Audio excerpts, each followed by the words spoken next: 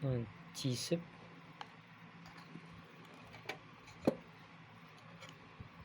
мынандай нені тығып, сосын мындай компрессормен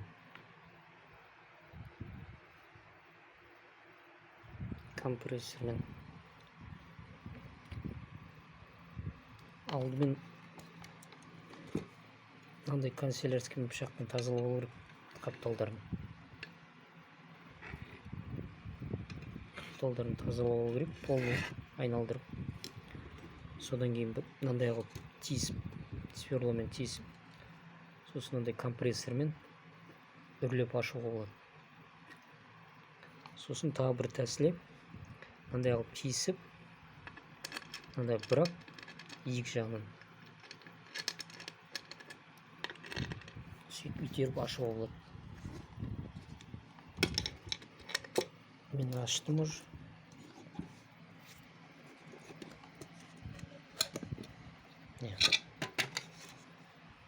іші мынандай болады.